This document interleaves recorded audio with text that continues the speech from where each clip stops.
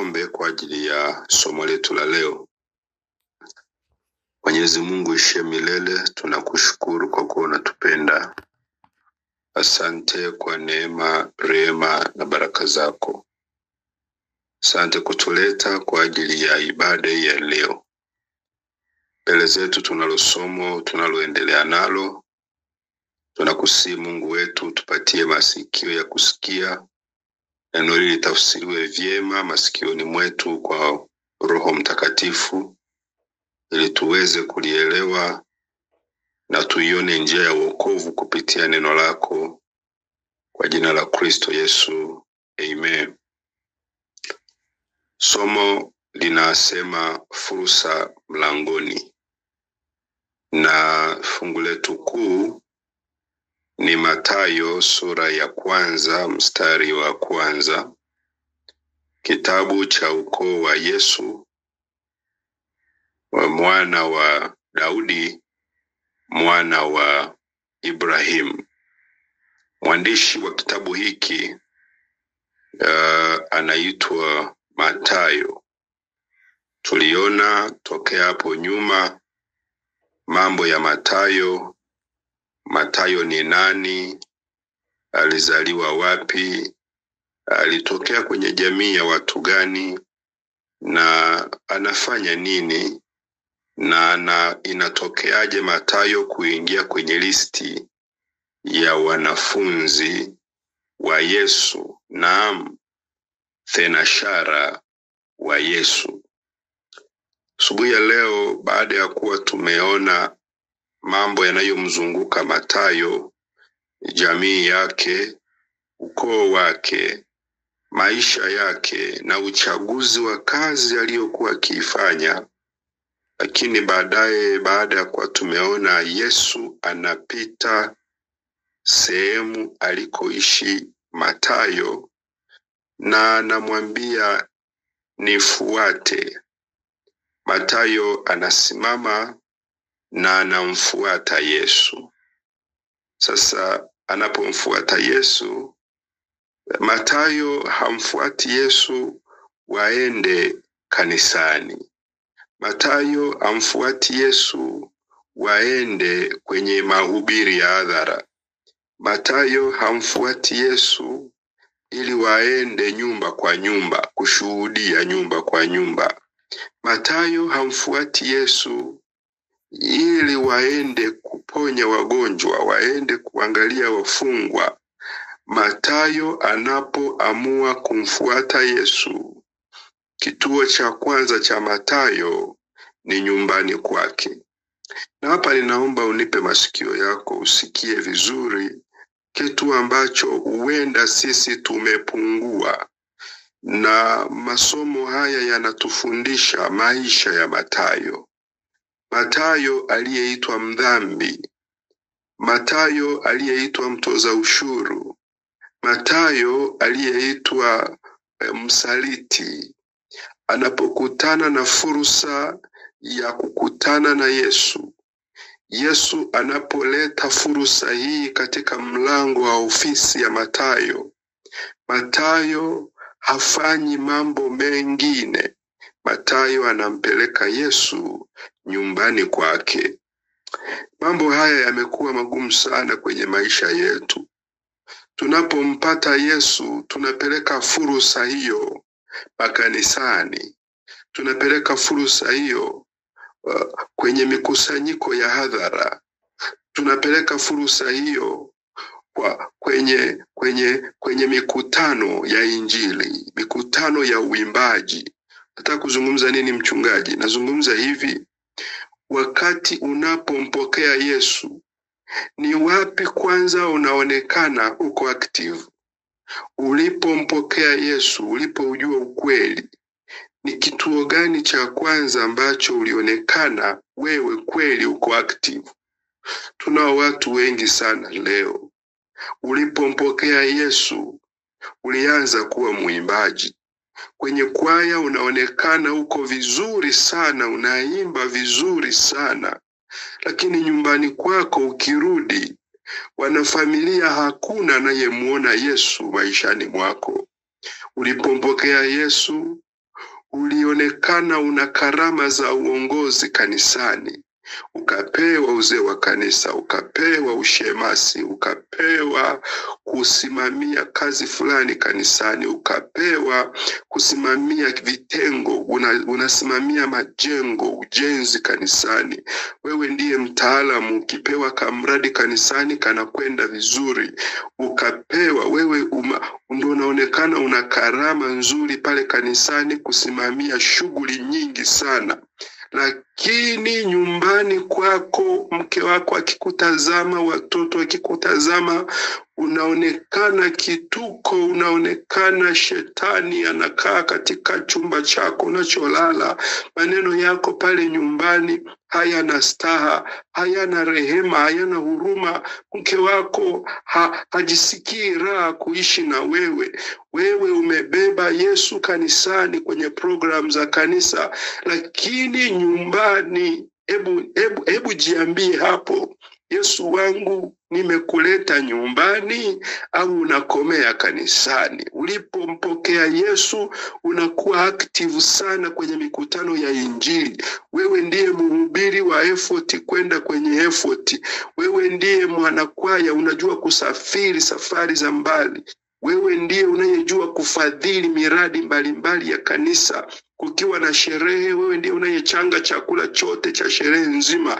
Ulipompokea Yesu unakuwa very active kwenye matukio ya mbali na nyumbani. Lakini nyumbani kwako hakuna ibada. Nyumbani kwako ukagui kama wanafamilia yako wanarudisha zaka au kutoa sadaka. Mke wako anapata mapato, huna muda wa kumcheki kuangalia anaendeleaje. Watoto wako hawaoni ile Injili unaitikisa kwenye mimbari, kwenye majukwaa huko nje kama ibada za nyumbani wanafaidi, nao angalau wanasikia neno. Umempeleka Yesu nje, umeshindwa kumpeleka Yesu nyumbani. Mathayo wanapokutana na Yesu, the first step anapeleka Yesu nyumbani. Na anapofika nyumbani ndipo unaona watoza ushuru wenzake. Unasoma wapi hayo maneno mchungaji? Nimesoma Mathayo sura ya 9 aya ya 9 mpaka ya 12. Kasome hapo kwa muda wako ukiwa umetulia. Anapofika nyumbani ndipo unawaona watoza ushuru, marafiki zake, mabaradhuli hawa, wezi hawa, nao wanapata nafasi, wanapata fursa ya kukaa na Yesu kwenye meza ya chakula. Uje nikwambie mpendwa, Yesu atawakusanya watu katika nyumba yako, sio kanisani. Yesu atawakusanya watu kwako nyumbani, sio kwenye sherehe za kuchangia harusi ili wakupigie makofi watu wote. Fulani alitoa ng'ombe bwana, piga makofi, wanapiga makofi. Lakini watu wa nyumbani kwako, ngoja nikwambie, dini ya kweli, imani ya kweli, uongofu wa kweli unaanzia nyumbani. Watu wa Baba, nawapatia ushauri huu asubuhi ya leo. Ijali nyumba yako, wajali watoto wako, mjali mwenzi wako, jali nyumba unayoishi, ile structure, ile jengo. Jali jengo la kwako unakolala nyumbani.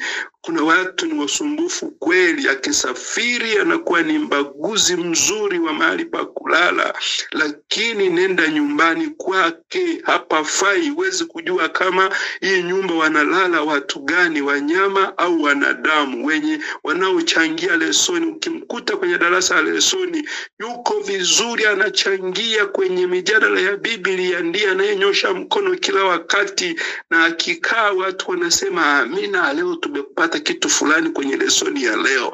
Lakini nyumbani kwake hakuna Yesu, hakuna wokovu, hakuna maendeleo, hakuna sura inayoeleweka. Wako watu tumekaa mjini muda mrefu, kule nyumbani unakozaliwa, nyumbani kwa wazazi wako, nyumbani kwa ndugu zako, panafananaje? Jioji mwenyewe leo. Umeishi mjini muda mrefu, umefanya maendeleo mjini, Vipi kuhusu kwenu, nyumbani kwako? Pale utakufa tubebe tukupeleke, au utaacha agizo kwamba mimi nikifa mnizike tu hapa hapa? Na wengine wanajificha nyuma ya barakoa ya eti Yesu akija atafufua watu atakapowakuta. Bwana, sawa, hatujakataa, atakufufua hata kama utakuwa umezikwa chini ya sebule yako, utafufuka. Lakini swali linakuja, je, vipi picha yako ya Ukristo nyumbani? Nyumbani picha ya Ukristo wako ikoje? Kutia moyo asubuhi ya leo, Mathayo anaporudi nyumbani, wenzake wanamfuata nyumbani, wanaketi chakulani. Ngoja nikwambie, mtu wa kwanza atakayeushuhudia Ukristo wako ni mke wako. Mtu wa kwanza atakayeshuhudia Ukristo wako ni mume wako. Mtu wa kwanza atakayeshuhudia Ukristo wako, na sisi tukaelewa, ni watoto wako. Watu wanaoishi hapo nyumbani, ndugu zako, ndio watakao kwa wa kwanza kusema kwa kweli fulani anamjua Yesu. Na huo ushahidi hautafutika. Ushahidi huo hautafutika, kwa sababu nyumbani ndio mahali kuna witness njema itakayokushuhudia wewe. Nakupa ushauri asubuhi ya leo, nikikutia moyo kwamba angalia Yesu unayempokea, angalia wokovu unaoupokea, kawaambie watu wa nyumbani kwenu. Ndio maana Yesu alipomponya yule mwenye pepo wa makaburi ya ng'ambo ya Wagerasi, alimwambia baki hapa kashuhudie imani hii nyumbani kwenu. Yule bwana alitaka kusafiri na Yesu baada ya kuwa amepona mapepo, akahitaji na yeye kupanda boti kwenda na Yesu kwenye safari, lakini Yesu akamwambia la hasha, baki hapa ukaishuhudie hii imani mpya na matendo uliyoyaona kwa ndugu zako hapa nyumbani. Peleka imani hii nyumbani, achana na mambo ya safari. Na asubuhi ya leo pia ukimwangalia Mathayo sawa, ameandika, amekutana na Yesu na Yesu amembadilisha. Mathayo amekuwa miongoni sasa mwa wanafunzi wa Yesu. Angalia Mathayo anavyoanza kuandika kitabu chake. Bado nazungumzia nyumbani. Angalia Mathayo anavyoanza kuandika kitabu chake cha Injili inayomhusu Yesu Kristo. Angalia mstari wa 2. Sasa hiyo utaenda uisome mwenyewe, na kesho nafikiri nitaanzia hapo. Hapa nakupa introduction kwa ajili ya kesho. Angalia mstari wa 2 mpaka mstari wa 17. Hiyo mistari inazungumzia ukoo, familia ya Yesu, ancestry, lineage. Yesu ametokea kwenye familia gani? Kwa nini Mathayo anaanza kuzungumza familia ya Yesu? The first thing Mathayo anaanza kusema ni familia ya Yesu. Sawa, kuna sababu za kithiolojia zinazosapoti kwamba Mathayo anaanza kuzungumzia ukoo wa Yesu, kwa sababu Mathayo alikuwa Myahudi, alikuwa Mwebrania, na kwa kuwa alikuwa Mwebrania, basi Waebrania walikuwa na ahadi kwamba Masihi anayekuja atatokea kwenye shina la Daudi, atatokea kwenye ukoo wa Ibrahimu. Kwa nini? Kwa sababu Mungu alitoa ahadi kwamba Masihi atatokea kwenye nyumba ya Ibrahimu, kwenye kiti cha ufalme cha Daudi. That is a theological background. Hiyo ndiyo kihistoria inaonyesha kwamba ile authenticity, uhalali wa Kristo kuitwa Masihi lazima utokee kwenye hizi familia. Huo ni utamaduni wa Kiebrania. Lakini the other side, upande mwingine, Mathayo anaanza kuitaja familia kwa sababu Mathayo yuko very sensitive na familia. Na mimi napenda sana watu ambao wako very sensitive na familia. wako very sensitive na familia. Yani lazima katika mazungumzo yake utamsikia anataja familia. Anaanza kuzungumzia familia. Ndugu yangu, wewe unaanza kuzungumzia nini? Ukipata mafanikio unaanza kuzungumzia nini? Ukipata kaupenyo, ukapata fursa, nini neno lako la kwanza linatoka mdomoni? Je, unaanza kuwaza kuwasaidia watu wengine au unaanza kuwaza kuisaidia familia? Sizungumzii ukabila mimi, nazungumzia familia, where you come from. Wale watu wanahitaji kupata kitu kutoka kwako. Wanahitaji kupata kitu kutoka kwako. Asubuhi ya leo napomaliza, Mathayo anapoanza kuandika ukoo wa Yesu, utamuona anaanza kuandika watu fulani wasiofaa. Na hawa watu nitaanza kuwazungumzia kuanzia kesho. Mstari wa 3 anasema Yuda akamzaa Peresi na Zera kwa Tamari. Sasa mpigilie mstari, huyo mama anaitwa Tamari. Lakini mstari wa 5, Salmoni akamzaa Boazi kwa Rahabu. Pigilia mstari, huyo Rahabu. Lakini pia Boazi akamzaa Obedi kwa Ruthu. Pigilia mstari, huyo Ruthu. Lakini pia mstari wa 6, Yese akamzaa mfalme Daudi. Daudi akamzaa Suleimani kwa yule mke wa Uria. Pigilia mstari, mke wa Uria. Alafu mstari wa 16 unasema Yakobo akamzaa Yusufu mumewe Mariam aliyemzaa Yesu aitwaye Kristo. Pigilia mstari, Mariam. Kuna wanawake hapa 4.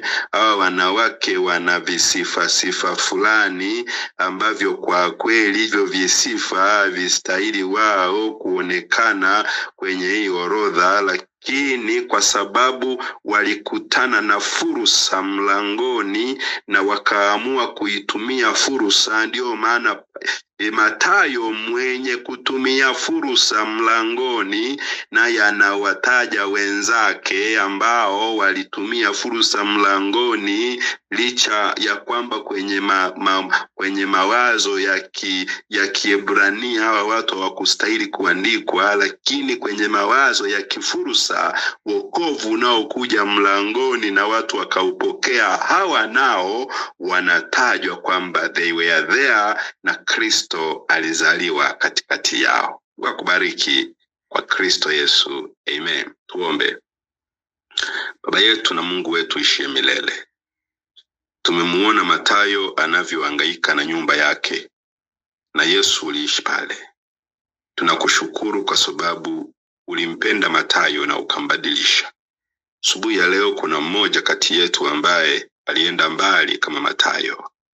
Tunaomba Bwana, upite kwetu leo ili ukatupatie fursa ya kwenda pamoja na wewe katika nyumba zetu. Kwa jina la Yesu, amen.